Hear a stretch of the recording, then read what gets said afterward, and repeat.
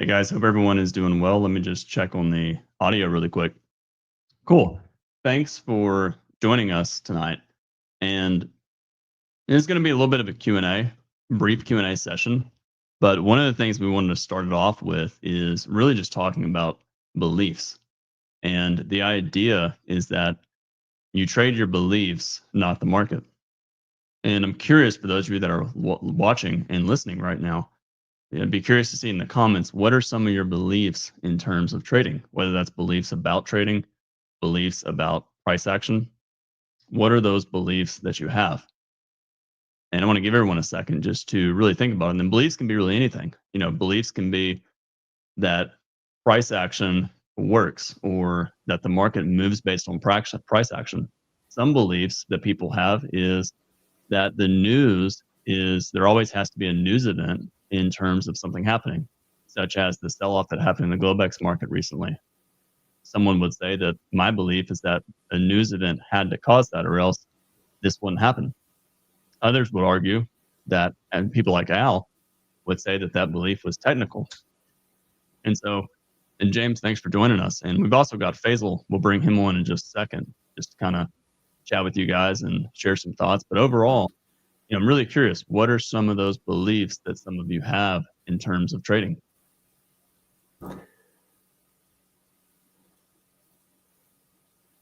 James, what do you think about beliefs? Yeah, I mean, I think that they are fundamental. So, we were talking before we came on, and then I ran into some sticky login situations. So, sorry for being late. When you start, and actually, I think for most of the iterations of PTM, Ali has at least talked about beliefs. This time, he had everyone start this session or this reset of PTM by writing out all of their beliefs, which is a lengthy exercise that takes weeks, because it's really a process of discovery. You don't really understand what beliefs you're operating on for quite a while until you write them down, and like all things, they become much clearer when you write them down. Yeah, I'm not gonna dox your name, Trader Chick, but I appreciate that you wrote 18 pages of beliefs. That's important, though. It is. I mean, yeah, it's a really fantastic exercise too. Maybe you could just comment on what that did for your process, both in and outside the markets. Because one of the interesting things, at least for me, and leave you to add some comments, but is that it also informs the way that you think about yourself and the things that you do, the assumptions you operate on, when you're not sitting in front of the charts. Absolutely. Beliefs, they're super, super important. And, one of the things someone asked this question, I saw it today, and I don't remember exactly what the question was, but, it was about a 3-bar micro channel, and they said that they've studied Ali. They did the whole 3-bar micro channel. They can make it work, but for some reason, they can trade the 3-bar micro channel for the few hours in the day, but by the time the day ends, it's a train wreck, they said, and they totally just wipe out everything. And, they're basically, what they were saying is, why does that happen to me? And one of the things that made me think about is, what is their belief? And, do they believe that they're capable of doing it? Number one. Do they also believe, the one that we talk a lot about in Systems Academy, do they believe that they can actually meet their financial goal? In other words, like, one of the reasons why we often take a lot of trades and make a lot of bad decisions is we feel that every trade we miss, we have a belief that every trade that we miss is going to lead to not being able to make it or not figuring it out. When reality is, if you actually really looked into it, you could figure out what your financial goal is and work your way backwards. And beliefs, what's interesting is, to Trader Chick's point, you can have a lot of beliefs, 18 pages of beliefs. Beliefs are not just one or two things. They can be many, many things, and you really have to think about them and really dig them up. Yeah, and actually, it's an interesting one. the effect of losses. And one of the beliefs that I realize, and one of the reasons why I'm quite comfortable taking losses, is writing out my beliefs. One of the ones I ended up writing down after a while was that it, I am much more confident in the my read of market context and price structures after taking a loss, because it has confirmed what the probability distribution is for the immediate price action, which I had been operating on. When I took a position, a loss tells me that my calibrated expectations were not correct, and that there is actually this other thing that I should be operating under the assumption about, and now I have a much better sense of what the opportunity really is. Absolutely. Faisal, what's going on? Many of you know Faisal from his own YouTube channel, and he could be arguably credited for PTM starting in the first place. He could definitely be credited with that. So if there was no Faisal, there'd be no PTM. But yeah, I mean, there's taking losses. That's a really, really interesting one when it comes to beliefs. One of my favorite things Ali talked about is he mentioned how he asked Al, Ali calls them shark bites, where he'll take a trade and you'll scale in and you'll take this big loss. And he asked Al many, many years ago, he said, Al, how are you okay with taking those losses? Even though, you're going to be fine, but how do you deal with it? And Al said there's speed bumps. And, most of the time you'll get a loss, it'll be a speed bump and you go over it and you go forward. But occasionally you have a shark bite and, you dust off your arm and you move forward. And one of the things about Ali, when you think about beliefs, is he always says, and I'm gonna butcher the quote, but I know James Faisal, you know it. He talks about how a trade, you're either gonna make money now or make money later. And so if you take a trade and it loses, you can get out of the trade, and it's going to set up a different trade later that can compensate for that loss. And that's Ali's belief. And his belief is it's either now or later. And so a loss is really just a speed bump or a delay in the end goal. Yeah, and it's a really important belief to have. Faisal, what were you going to say? Yeah, and the loss actually for him, from his belief perspective, is that the loss actually creates a higher probability trade, because there are traders who are trapped. So like he actually feels excited about the fact that there's been a failed high probability trade, because now there's an even higher probability trade. And I think one of the big beliefs for me, and I think some people will be able to relate to this, is that when I was out posting my trades on my channel, I started off trading SPY, and I was risking like $1 per trade or like $2 per trade. And if I had a bad day, I would lose like $3, but I would be devastated. And I would feel like I would reflect on it and wonder why I feel so bad only losing $3. And it's exactly what you said, Brad. It's like, it's symbolic of the fact that I'm not there yet. It's symbolic of the fact that like I haven't figured this out. And so those beliefs about what it means to lose were definitely weighing on me, because every loss meant that, man, there's still 6 months left. There's still a year left. And I had to change those beliefs about what it meant to lose as, okay, there's something in here that's making me lose. So this loss is a sign that there's something that I'm approaching this in the wrong way. And so instead of making the loss mean, okay, that's 6 more months, for me, it started to mean, okay, you're asking the wrong questions. You're studying the wrong way. Like there's something fundamental about the way I was doing it that needed to change, instead of just, I need more time. And that was another belief of mine, is that, I need 3 more months. I need 6 more months. Instead of, I need to ask better questions. I need to approach this a different way. So yeah, those beliefs, they're hidden and you have to dig really deep, but they can definitely govern the way that you approach trading, the way you approach losses, and the way you approach your entire journey as a whole. This is fascinating because the impact of our lives outside of markets, and the impact and the way that affects our behavior in markets. I mean, what we're conditioned to, how we're conditioned to respond. I come from music and literature background, and mistakes there are common, and they're very low stakes.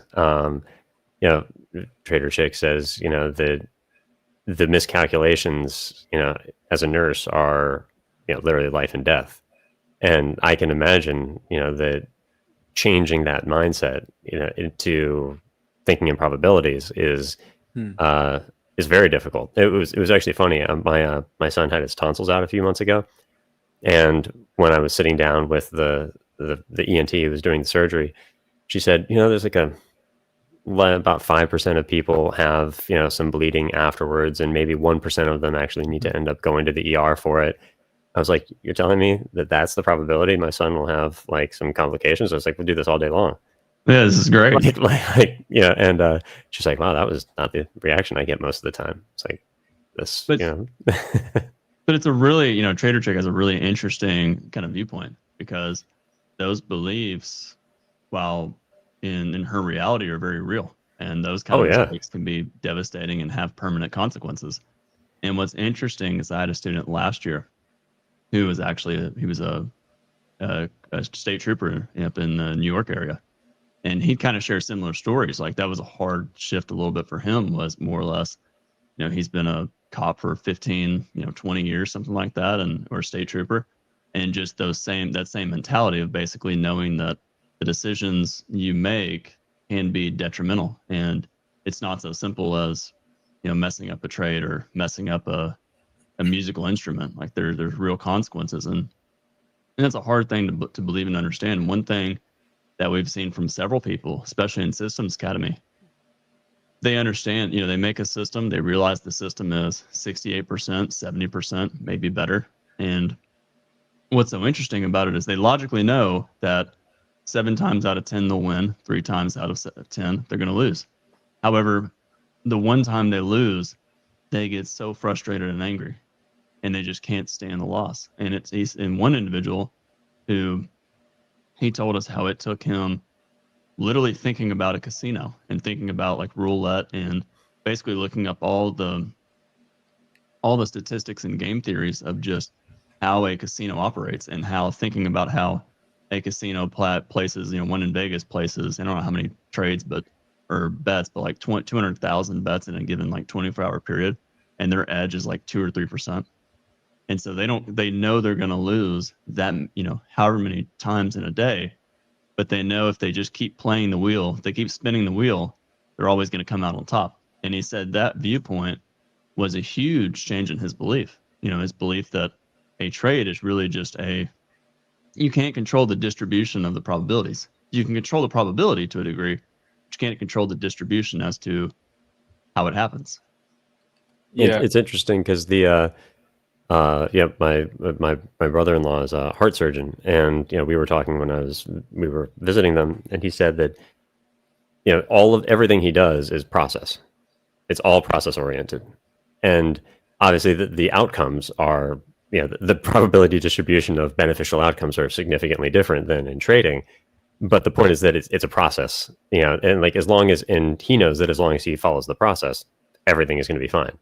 There's going to be things that are outside of his control. Someone doesn't do the things they're supposed to do during their recovery. There's all the things that you can't control, but all the things that he can control, right? It's that process, that very consistent, repeatable process, which is one of the things that I think Ali articulates so clearly. Samir, your point about revenge trading, for me, this is my perspective of like how I've gone through this. I think there's one school of thought that when you feel like you're revenge trading, there's an approach of like understanding the emotions behind the revenge trading and trying to calm yourself down and trying to either do breathing exercises or trying to distract yourself. And I think what I learned, especially from Ali talking about beliefs, is that there's probably a core belief that came before that made you feel like revenge was necessary. And that's what I felt for myself as well. It comes from a place of, to James's point, not knowing the probabilities. I think when it comes to known probabilities, when you lose and like Ali always says this, that there's a failure rate for every trade. And if you know the failure rate, so if you take a trade and you know there's a 30% chance I'm going to lose this trade and a 70% chance I'm going to make profit on this, when you lose and you're so confident that it was one of the 30%, then you don't have an emotional attachment to the loss. And think about like flipping a coin. Like if you're flipping a coin and you're making $2 every time it's heads and losing $1 every time it's tails, it's a profitable system.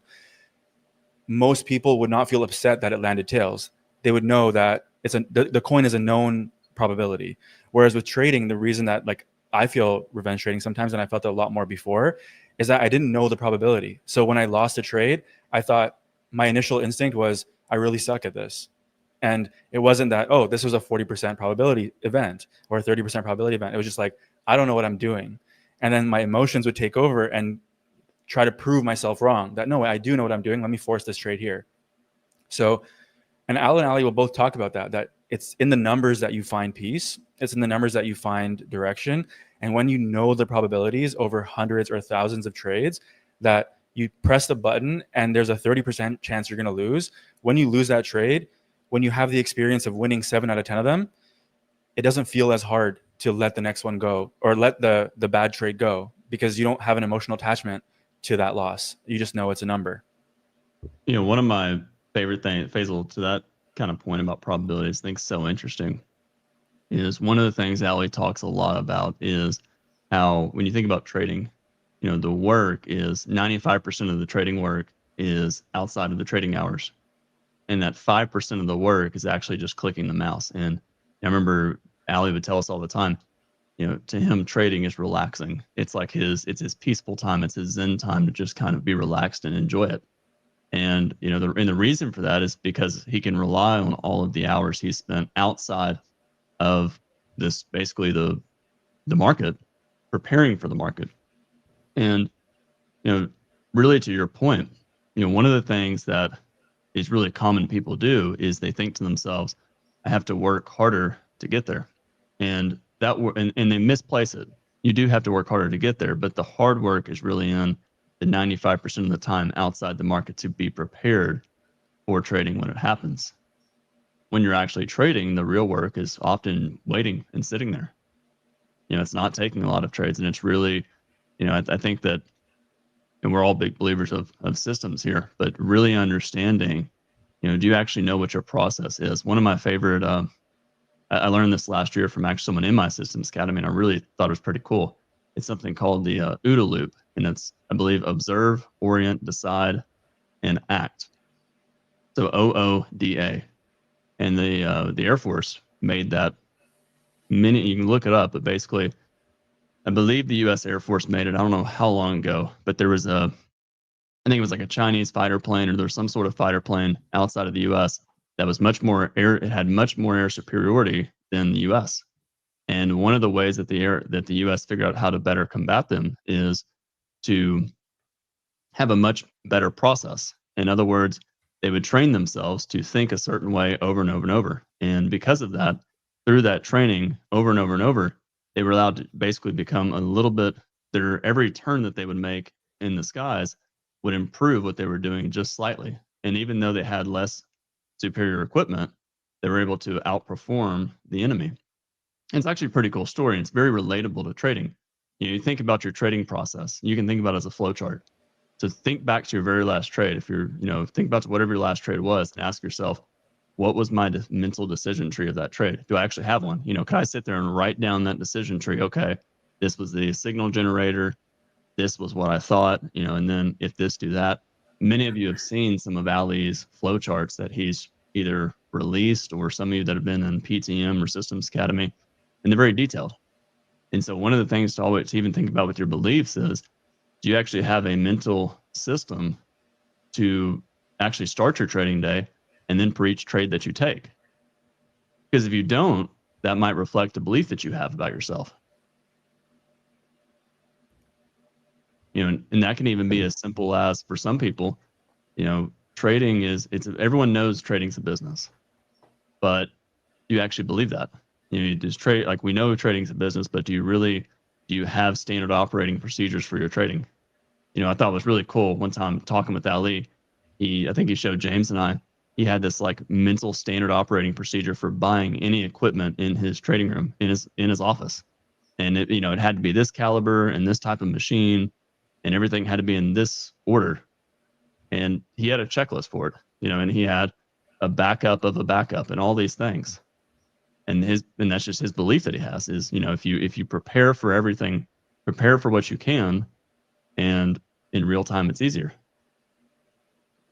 Yeah, I mean it's the reason why he advises studying at least 1,000 charts, and so that you internalize basically the outcome, the four different. I mean, we've talked about this before, but all of the different potential outcomes for the signal that you want to trade.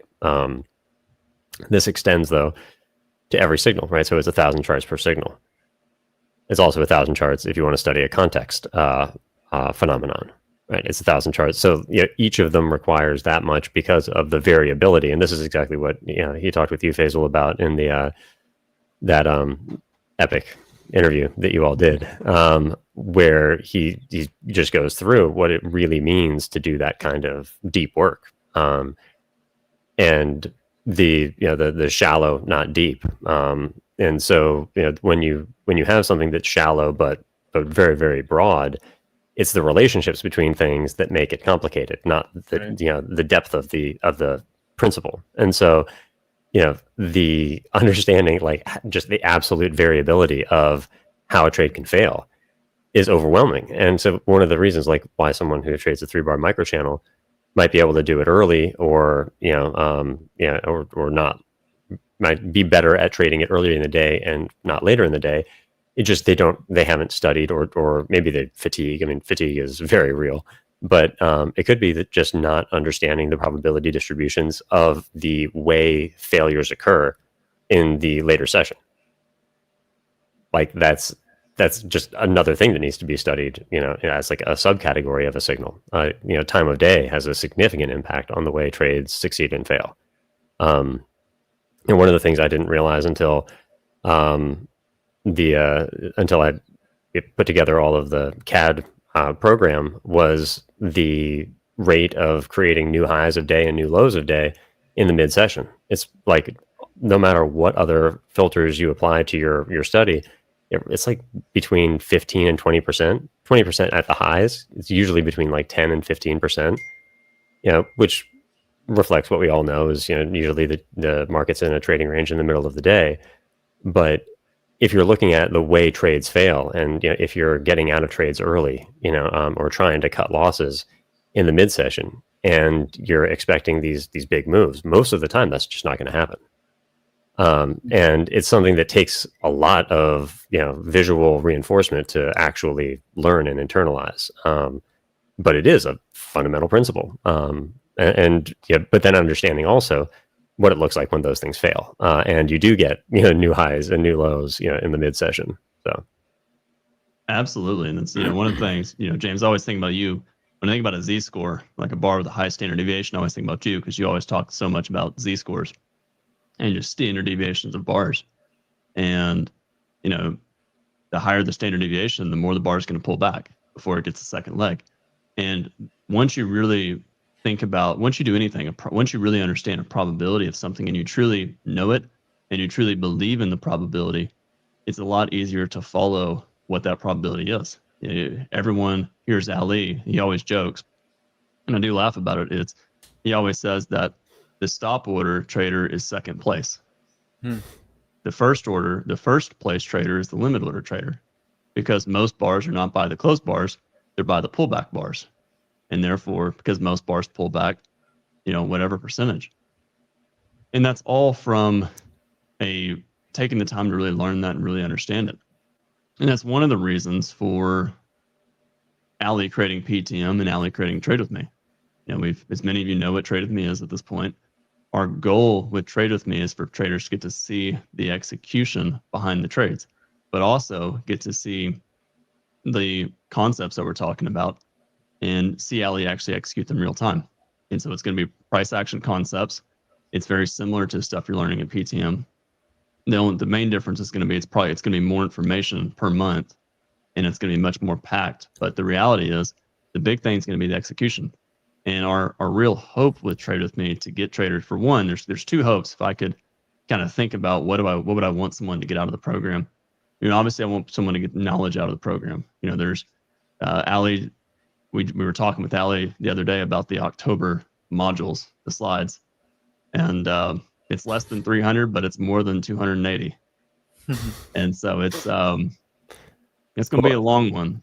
Well, I think it's going in October. I think it's important to note, though, that there is, and this is we'll bring up the question from Trader Chick in just a moment, but it is important to note one of the big differences between the educational material in PTM and Trade With Me is PTM is loosely structured over a long period of time. It allows for a lot of feedback, a lot of direction, like today. Ali added, a new agenda item, for this weekend because someone was asking questions about something. So while it does have a loose structure, there's like large topics that he'll cover and that he'll spend time on, and in this particular run that he'll dedicate more time to.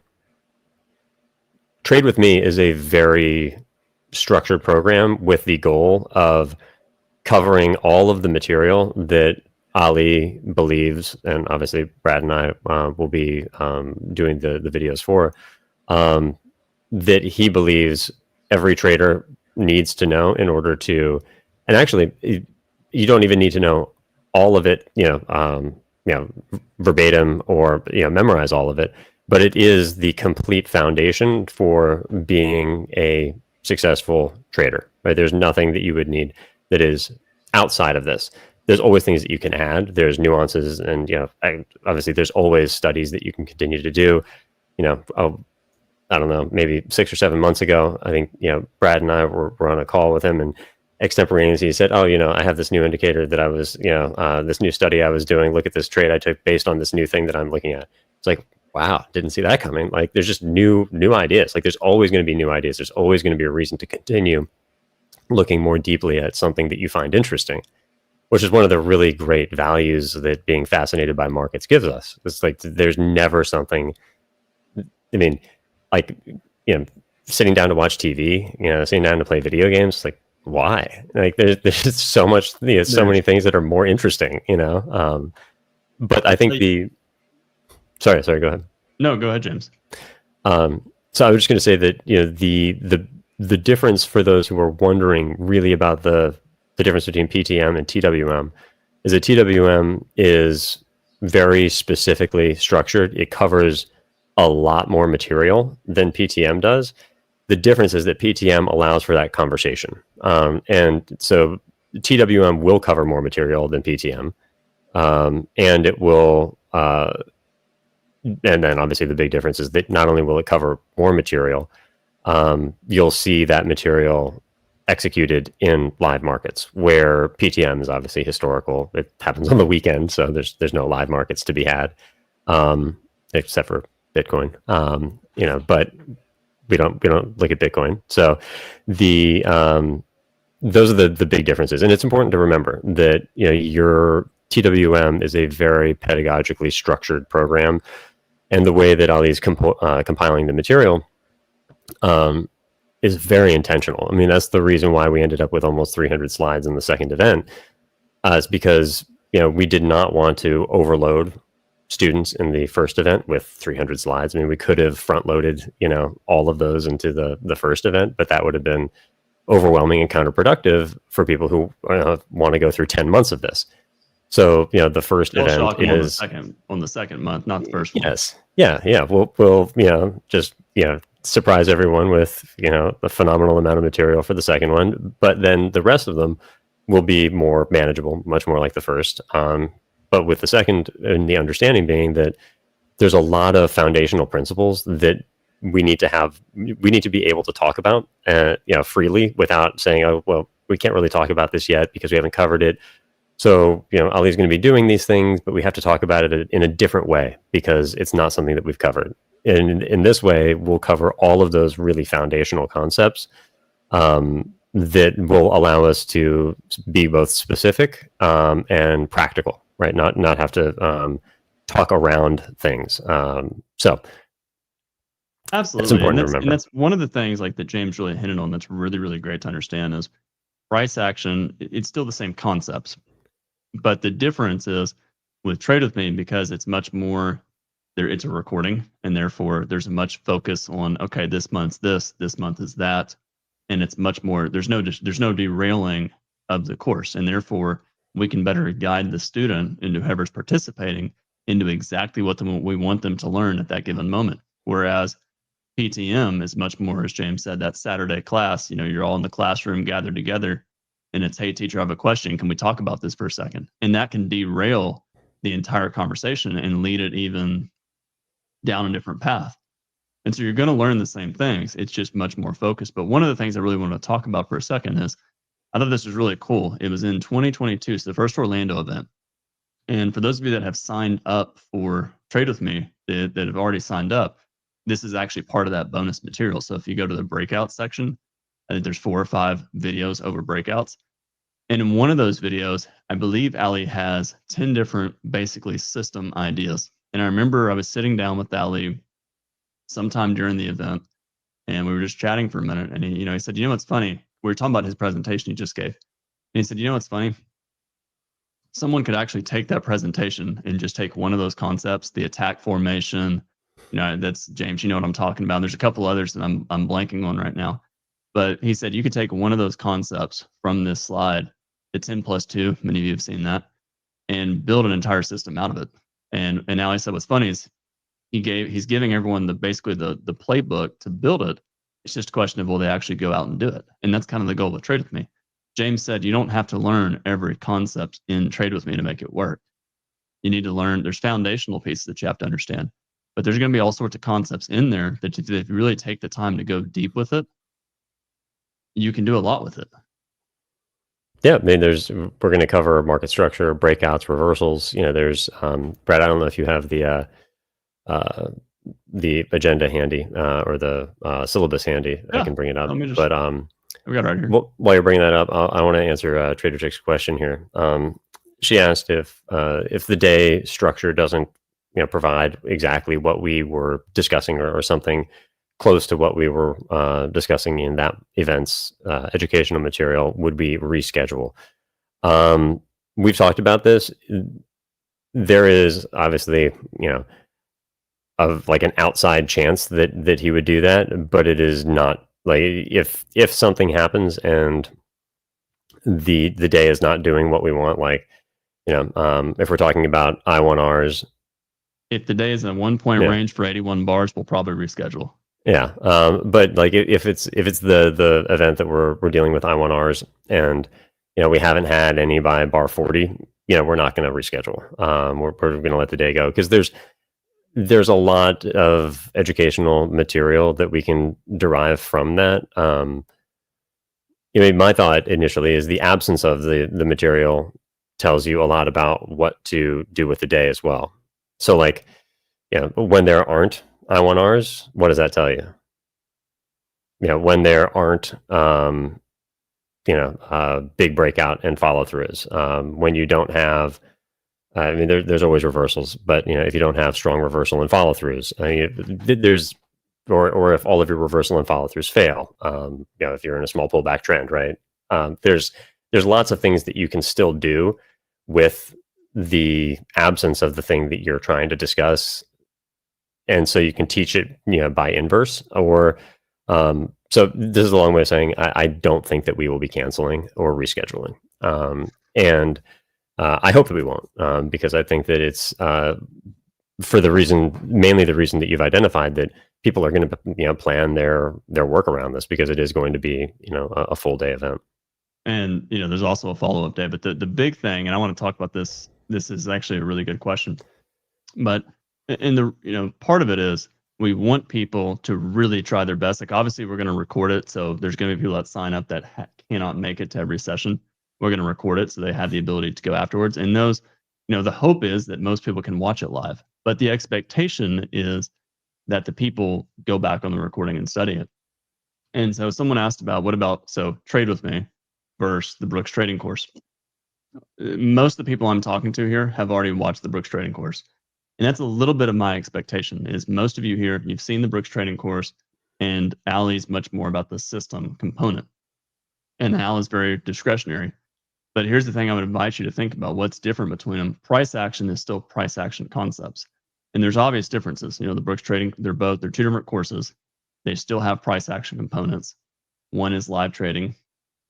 Trade with me is live trading, but they're still similar concepts. A breakout is still going to be a breakout, and first principles, volatility expansion, volatility contraction, those are still fundamental things about the market you can't change. But one of the things I would invite, if you haven't really looked much into Ali, there's a lot of good resources on this channel. But one of the things I invite you to really think about is thinking about the difference in terms of systematic. There's always a middle ground. Everyone thinks of Al. It's always kind of funny to me. Everyone thinks of Al as a purely discretionary trader. And because he always says, I can look at a bar, and on any bar, I can basically take a trade. But the reality is he doesn't do that. If you really listen closely to what Al says, there's only so many types of trades he takes. So he is a rule-based systematic trader. He has a lot of flexibility on things. Like you heard it, like I remember all the time, he talk about how you get a rally, a pullback to a major trend reversal, to a lower high major trend reversal. And you'd always say, oh, this lower high, it needs a double top. And so it'd go down, and then it would start to retest the double top, lower high major trend reversal. And he would always say, what's interesting is you could sell at the market right here and risk 4 ticks and make 10 points, but the probability is 20%. He knows that he could structure a trade right there and do that, but he's never going to take that trade because he wants to win majority of the time. And for those of you in Orlando, you heard Al talk about how when you're in a bull trend, if price breaks strongly below the moving average, or if you get 2 strong closes below the moving average, he will never stay long. So there's a lot of mental systems that Al actually has in trading. The interesting thing about the Brooks Trading course is it's actually a giant flowchart. If you really think about it, if you think about his market cycle videos, trend trading range, and then he starts talking about breakouts and reversals, and how a trend is either a breakout or a channel. Everything flows into a binary decision tree. And so I think the real benefit is understanding both really, really well. Understand the systems component of Ali. The biggest thing I want people to understand is Al is an encyclopedia. It's 30 years of information. But there's fundamentals you have to understand. But the starting point, understand breakouts, understand a 3-bar micro channel, start small. One of my favorite, there was a podcast. This is actually before, I think it's when Al wrote his book. And it was like in 2009, there was this podcast. Someone had Al on a podcast, and it sounds terrible because like it was really, really old and there wasn't any video, but he talked about the chart. And he said all he does all day long is he waits for a failed breakout. He waits for a second entry buy. So he waits for the market to break above yesterday's high or low, and he looks for a second entry. And then he takes it for a 4-point swing. All he did the whole day. And now he's graduated more towards, obviously, he does a lot of stuff now. And so most traders start with some sort of system, and they slowly become more comfortable with what they do what they're doing, and they increase. The big difference is, go ahead, James. I think that if you've ever gone to learn the same thing from different people, so like, for example, I don't know if it was here or in SA2 or in PTM. In one of these fora, at one point, I mentioned that I had studied jazz guitar with 4 or 5 different teachers at different points, and then I studied improvisation with a trumpet player, and that was the most I ever learned. I'm not suggesting that Ali is the trumpet player in this analogy, but that he is going to have a different way of teaching. And that's really the most important thing, is that he is teaching the same first principles. And so like if we boil everything down to the first principles of market behavior and price action, those are all the same. But it's a matter of how you, okay, Mo, good looking out. So that's really the difference, is the method of teaching the same material. And for me, some in that case, it wasn't until I was working with a trumpet player that I really heard phrasing. I had played saxophone before, But I'd never, like, listening to guitar players, you don't hear a lot of phrasing because they're not forced to take breaths. But when you listen to a lot of trumpet players, when you listen to a lot of people who play, woodwinds or brass, they obviously have to breathe. And so there's just natural phrasing that occurs where, string instruments can be a bit busier. And so I started to hear phrasing differently. And then I started to hear other things differently. And it was just because the person who was teaching me was teaching the same material, just from a different perspective. And underlying principles were obviously all the same. And so some people learn perfectly from Al, right? There's nothing else they need. But for others, who have different dispositions, they have different ways of learning. I mean, one of the other things that you do when you write out your beliefs is one of the most beneficial places to start is really defining how you learn. And just understanding first how you learn it. This is actually in Ali's article, Becoming a Professional Price Action Trader. Just understanding how you learn and understanding how you have to study in order to learn the way that is best for you. And then from there, understanding that Ali is going to teach the material in a very particular way. Like you've seen, the difference between Ali's slides and the slides in the Brooks Trading Course. Brooks Trading Course slides have tons of information on them. So do Ali's slides. Ali's slides are just articulated differently, right? The ideas are just conveyed differently. The modules in his events are just structured differently, and there's no reason not to do both. But the reason to, I think for me, I'll speak from my experience here. With Ali, one of the things that I got, because I spent a lot of time with the Brooks Trading Course, was the being able to discuss that method, right? The systematic process of both the study and the implementation of the study. So not just here are all the things that we know to be true. Okay, but then what do you do with them? And so then it's the process that extends from those observations of the market. And so that's really the biggest difference that I would see. And so then, Brad, I don't know if we want to bring up the syllabus, but that's actually I can bring it up here. Yeah. If you want to scroll through it, but sorry, let me hide this.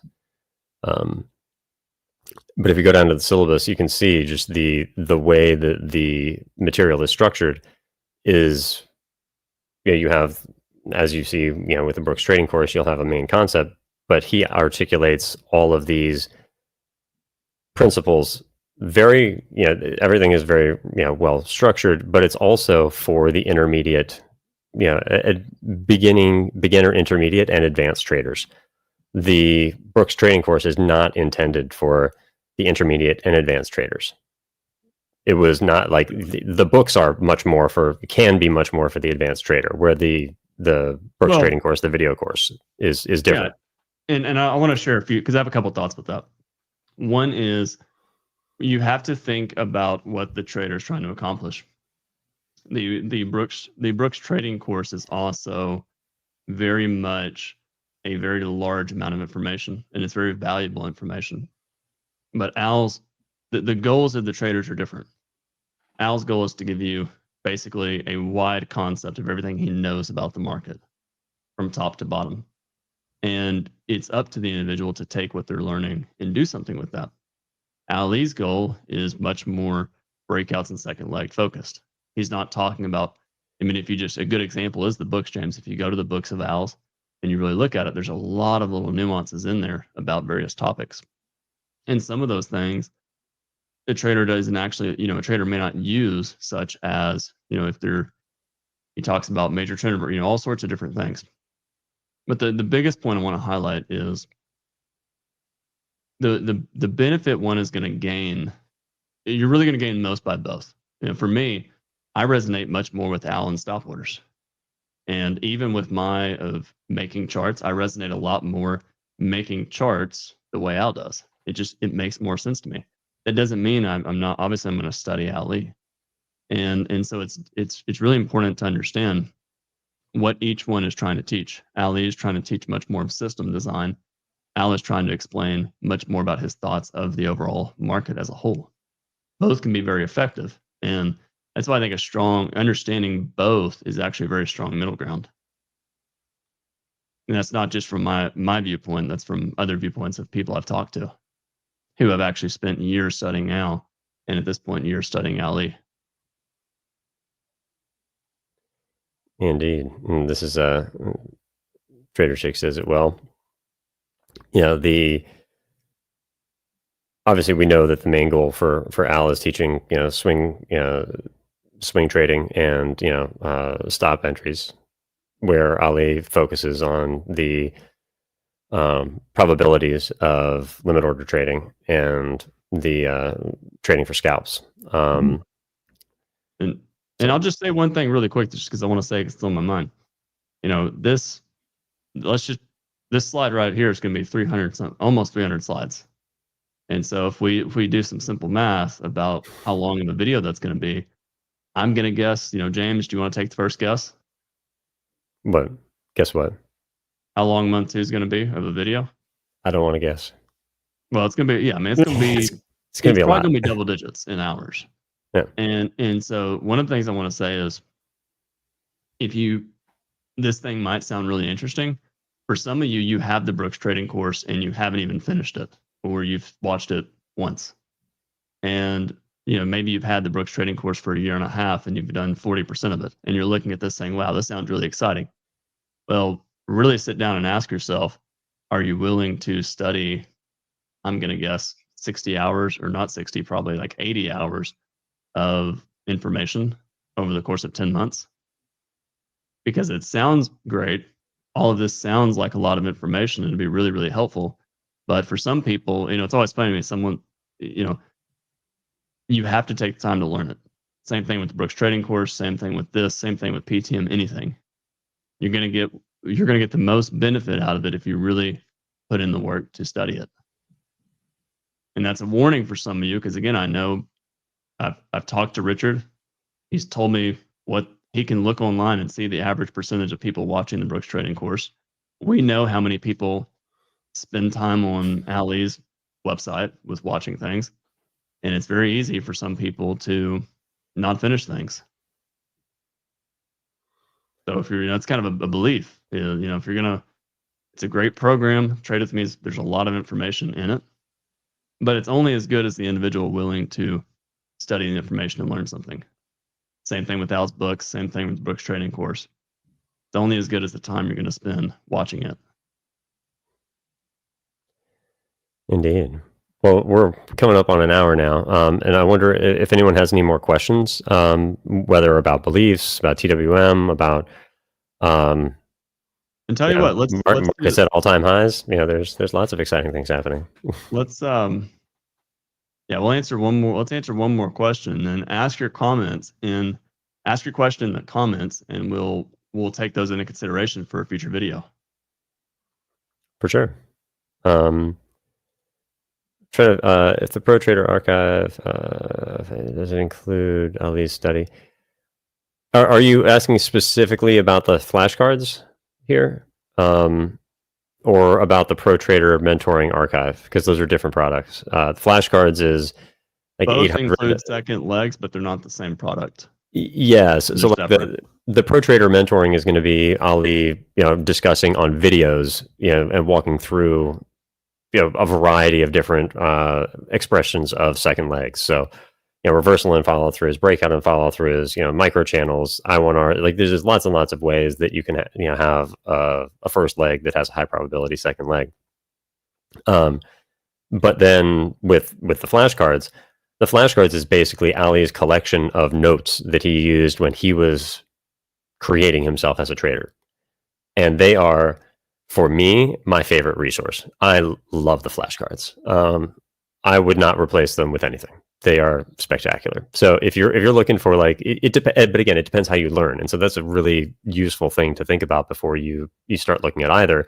If you're more of a visual learner, or auditory learner, like you want to listen to someone explain something, and then think about it, take notes, listen to someone explain something, PTM is going to be great. But if you are a visual learner and you want to read a bunch of material, then the flashcards are packed with information, and they are spectacular. So It just depends Absolutely. which one you want to, how you would prefer to learn. So I think it'd be interesting, this is an hour-long conversation. We're going to wrap this one up, but, take what we've said and write out your beliefs. Maybe for those of you that watch the next stream, you can share what beliefs you've learned, and we don't want to influence people in their beliefs, because it's very personal. But take the weekend to think through what your beliefs are, and maybe we can discuss them next week. And if you're interested again in Trade With Me, it's tradewithme.live. The link is in the description. Feel free to check it out. And yeah, we'll see you on the next time we do this. Just Samir, I would respond with so it was asking how you do it. Do it in I like writing, so you can type them. I have a notebook. Yeah, I internalize things much more, coherently, and hold on to them much longer if I write it out by hand. So I write out as much as I can by hand. There's actually data they've proven that actually by writing, you activate certain parts of your brain versus typing, where it actually really brings in the thoughts. Yeah. That's something they've definitely proven. So yeah, it allows you to think creatively for sure. Give it a write it out, see what you come up with. Absolutely. All right, guys. Thanks for joining us. Have a great day.